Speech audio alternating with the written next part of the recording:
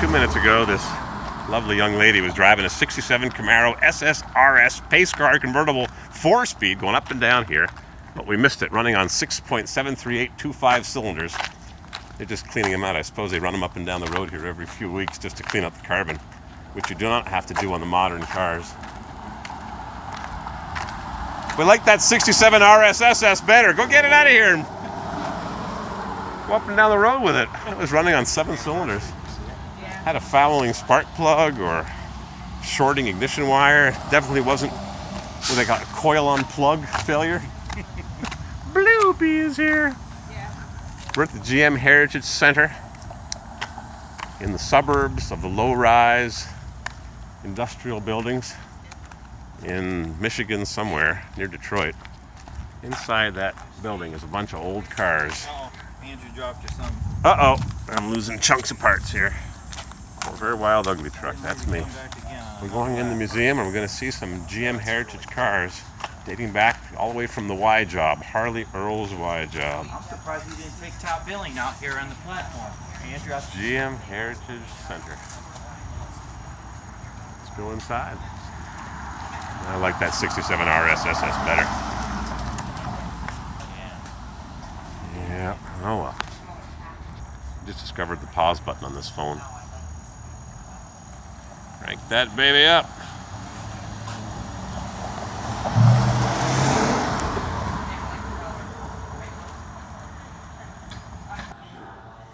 We came in the indoor, and the first thing we see is a 1970 Pontiac Pegasus.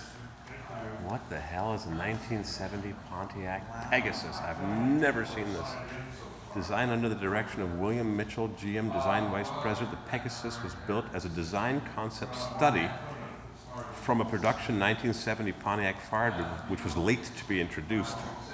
The front end grille and fender were inspired by Ferrari designs, and Ferrari contributed a 365 GTB 4 V12 engine to the project. Wow, it's got a Ferrari engine. The engine was mated to a Ferrari 5-speed transmission and a GM positive traction rear arrow. Pussy. The force-wheel disc brakes were from a Corvette, the wire wheels from Borani, and the exhaust system, mufflers, and instrument panel gauges were from a Ferrari. Son of a gun. No headrests, unsafe at any speed. 5-speed Ferrari transmission with the dash integrated into a Pontiac dash. My goodness gracious. That car was on Dave Leno's show. Is that him? Was on which show? Yeah, of course. Doesn't every Firebird Pegasus? And there's the wraparound rear window that they introduced in, when did they introduce that window? 78, like on the Corvette? 77? 78, 79? Wow. It's amazing when you run a big corporation, the fancy cars you can make. Design concept. Positive traction, solid rear axle, no independent rear suspension on this baby. Interesting. There's the split rear bumper that you see on the 74 Corvette. Offset, not in the center. Pop-up racing gas cap. V12 Ferrari. What else would you expect to find in a Pontiac Pegasus?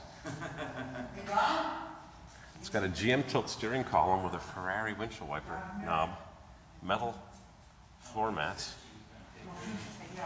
Unbelievable. Pontiac door panel hardware, but it's sewn differently. Pontiac dash with Ferrari gauges. Wouldn't it be great to work in a design studio and just make stuff up? No drip rail. Did you make it to the Meet the Makers event? Yes, I did. Okay. Yes. Talk to any of those guys? Yes. Ferrari V12 in there somewhere. Same here. How you doing? Oh, pretty good. Getting some I just got here. I heard such golden stories. This looks like a GM G10 or G20 van. Back in here. I gotta use the restroom.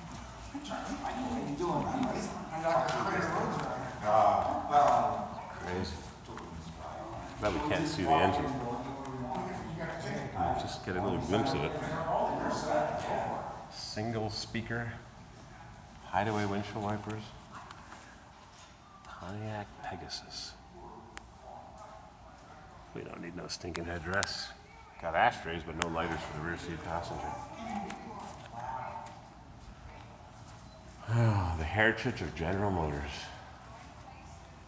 GTO concept with rocker molding and exhaust exiting behind the front wheel. All the concept cars. Stuff you've never seen unless you came to the Heritage Museum. 59 Cadillac, Suburban, GMC, V8, 63 Corvair, 63 Riera, Landing Crafts, Spirit of St. Louis, Hydra-matic drive. It's so easy to drive. And we just saw the 67 RSSs going up and down the road, but we didn't get a video of it. Shame on us. Ecotech junk. All right, let's take a look into the GM Heritage Museum. You can open the cars, you can sit inside them, but you can't start them up. That's the rules. Oh my goodness. You see the V12 Ferrari-powered Pontiac Firebird? Oh, I didn't know that was in it. Yeah, it's got a V12 Ferrari engine in a Firebird. Sorry to interrupt you. Gave him 2 cars, one in here, one in. Oh my. Full of ginger jet smooth 409. How do you make a video of everything here without missing something? GM's first hybrid super train. We were here last year, but we got here late. We didn't realize how important it was to show up punctually at 10 o'clock in the morning. Nomad. What the heck is this? Nomad concept.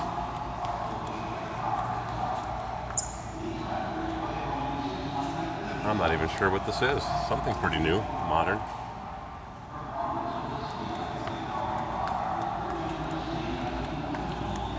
...2004 Chevrolet Nomad concept. The Nomad is based on GM's Kappa architecture. Rear-wheel drive with independent front and rear suspension. Kind of resembles a 53 Corvette and a 55 Nomad. Camaro concepts.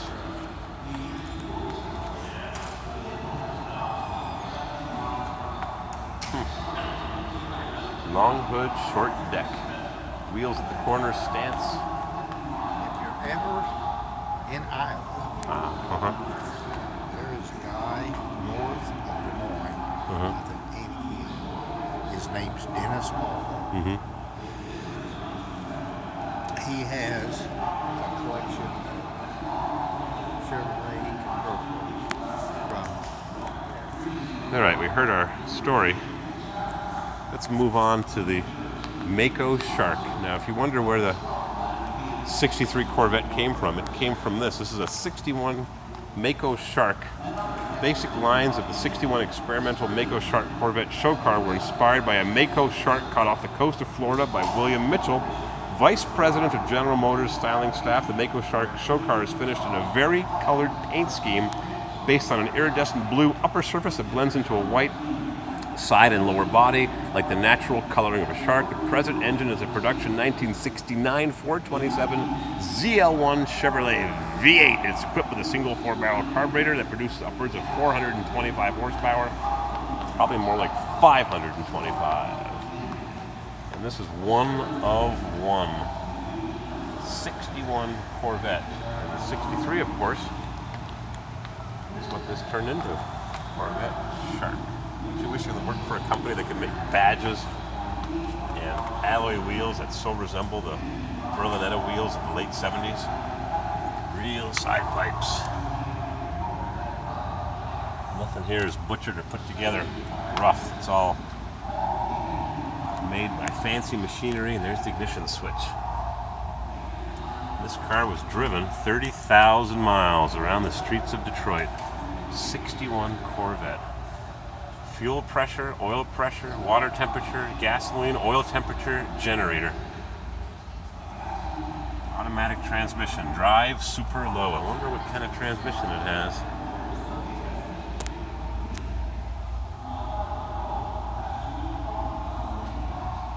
I wonder what kind of transmission this thing has. It's got a 69 427.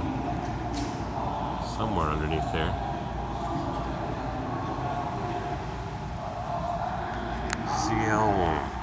What kind of transmission has this baby got? No idea. Got rack and pinion steering. I can see that. Transmission? No idea. You'd think it would have a 4-speed Borg Warner T10. And next to it is a Manta Ray. We gotta keep on moving here. 1969 Manta Ray concept. The 65 Mako Shark 2 was sent back to GM Design Studio for changes and was renamed the 69 Manta Ray. William Mitchell, the head of the GM Design staff, enjoyed deep sea fishing and had a profound love of nature. You know, why would he catch fish then? While on a fishing excursion, Mitchell was inspired by the Manta Ray powerfully moving through the ocean, which inspired the Corvette Mako Shark 2 Manta Ray Stingray styling dream cars. The Manta Ray sported more production realistic side pipes and twin rear deck mounted doors that popped up during hard braking to become reflective auxiliary brake lights. Okay. ZL1, 427, 435 horse.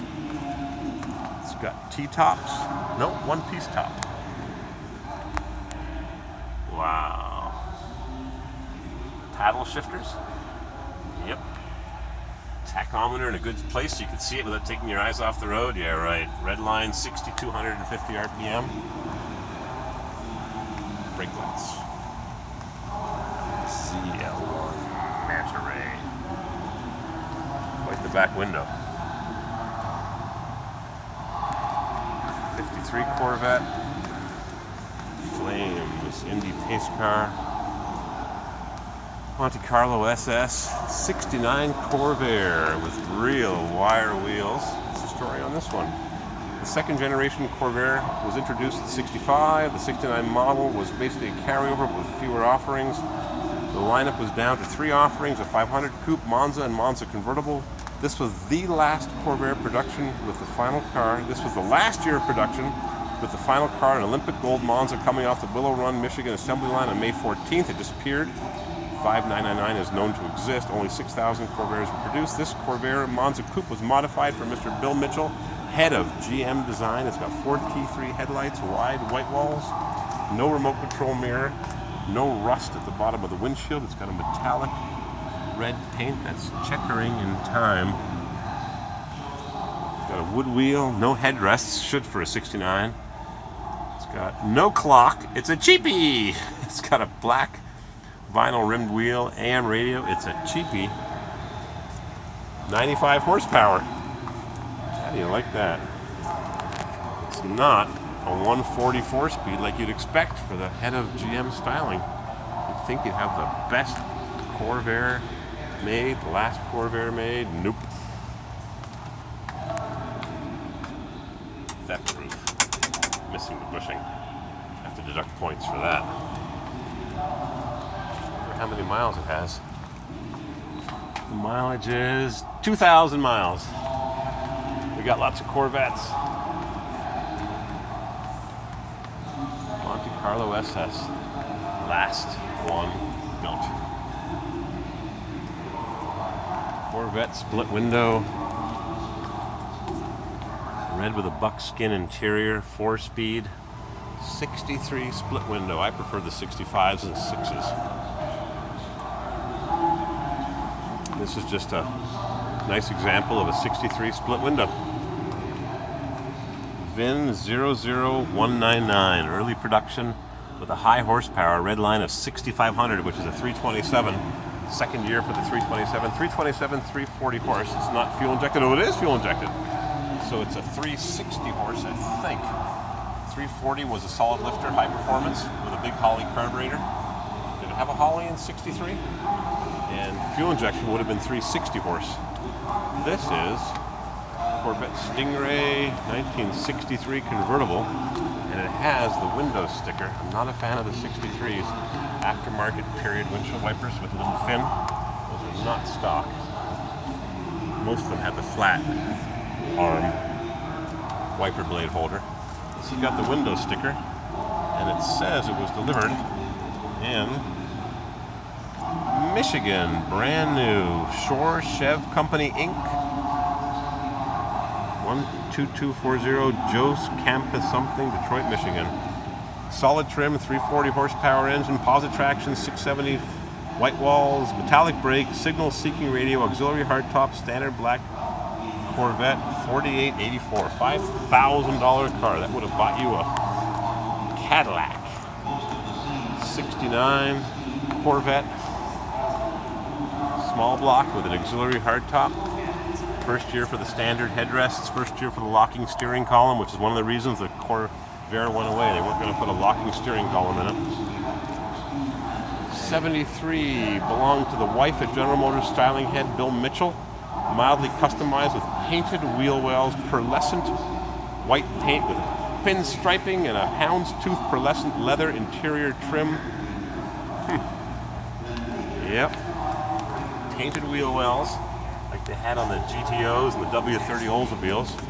Mirrors upside down. I'll fix that. There we go. Okay. Ready for the concours. What's going on here? That's some kind of O-ring or black tape there. These little TLC. Uh-oh, rubber molding fell off. Houndstooth interior, sort of like the 69 Camaros. Weird steering wheel. Kind of like a Trans Am.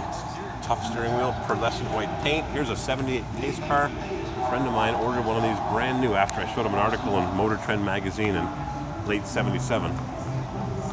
1997 serial number 0000001. Wow, a Chevette. Let's go over and look at the Chevette. I lived my life to come to the GM Heritage Center and see a Chevette. 1976 Chevette, yep. If you thought the Corvair was a poorly made car and the Vega was a poorly made car, job number one Vega GT, there it is. And the Chevette took the cake as the worst car GM ever made. That, of course, was until the Chevy Citation X-Bodies. This was a disposable car, let me tell you.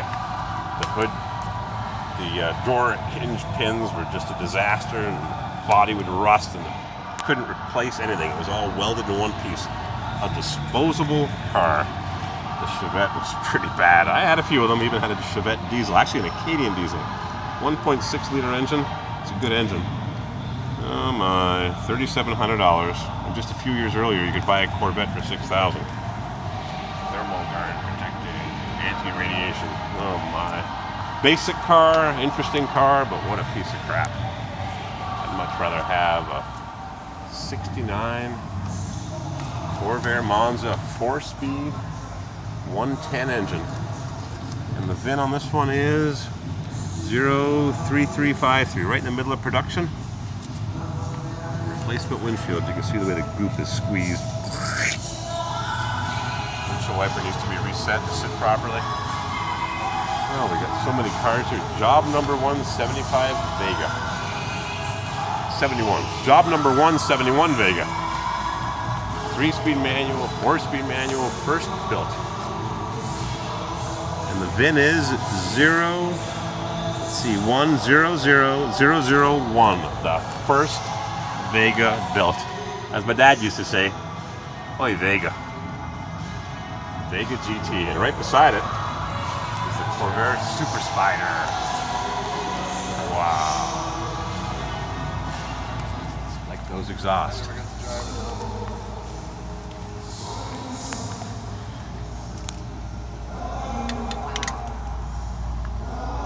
That exhaust is fake. Where does it come off of? No, it's real. It's real. It's got a collector behind comes out of the air door, goes up into a pipe and comes out here. That's the weirdest exhaust I've ever seen. Looks great, but it's wildly inefficient. Super Spider. There we go. I just turned on my flash. I can see this crazy exhaust system.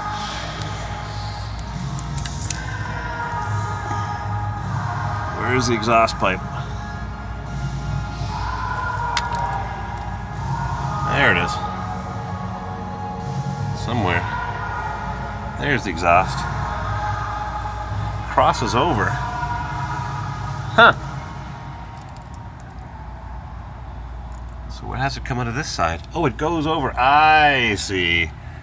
I see how it works. The exhaust goes all the way over to that side. And then, crawling around here underneath these fancy cars. There's the exhaust. Got this weird little muffler. And it goes into some collector business. Alright. I can't get in there to see it. Need to put it up on a hoist just for Corvair Wild. There we go. Flexible pipe. There it is. There's the Y. Right there. Okay, we got it all solved. What an inefficient exhaust. It whines and goes in every direction. Wildly inefficient. Corvette. Don't know what this is. I don't know what this is. It says Corvette. Looks more like a Lamborghini. Don't you wish you could make a concept car? VIN EX 5835. Experimental. 1990. Serve 3 Experimental. The Serve 3 was designed as an engineering test bed that GM called a 200-mile safety machine. While that characterization at first seems unlikely, it makes perfect sense within the context of a super performance car with all-wheel drive, all-wheel steering. The Serve 3 automatically compensates for slippery surfaces, wet or dry, and compensates for such negative influences on the vehicle as crosswinds, irregular road surfaces, and uneven traction conditions. Interesting. 2009 Corvette, baby. I'll buy you one of those. No problemo. Forget that junk Cadillac. 2009. The concept was introduced at the Chicago Auto Show, but this thing has no interior, I bet you. This might just be a body. No, it has an interior. When they have dark tinted windows, it's because the interior's just got a photocopy of an interior. Like the 1963 Corvair Super Spider. 1963. Gorgeous. Bill Mitchell, the czar of GM styling, enjoyed special vehicles and stretching to achieve and build custom vehicles from a true production core. The 63 Corvair Super Spider was that further step into the dream car world from the previous year's Corvair Sebring Spider show car of 1962. Built on a 1961 Corvair platform with its wheelbase shortened 15 inches, the Super Spider shared some attributes from the original car. The car was shown at various sports car events, racing venues, and is now held by the staff of the historical GM Heritage Center. Amazing. Amazing. Choke. Super Spider. Fasten seatbelts. Yep, safety first.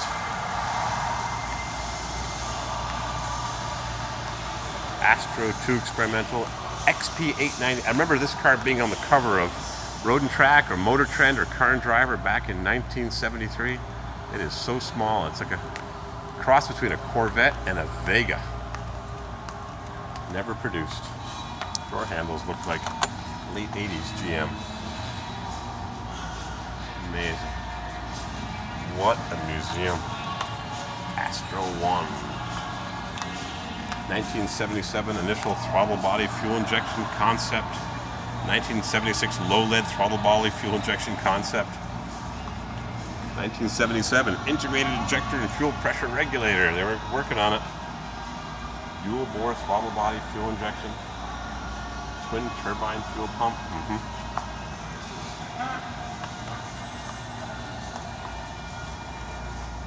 Rear view mirror.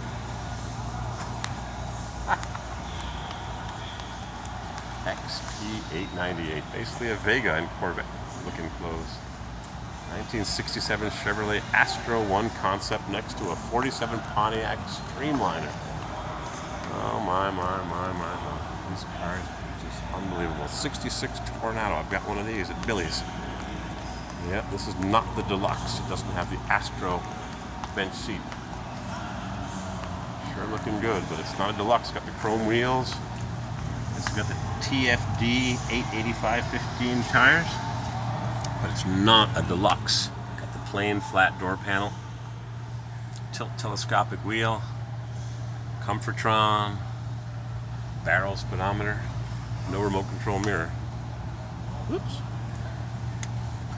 First year for a mass-produced front-wheel drive car, the Olds Tornado.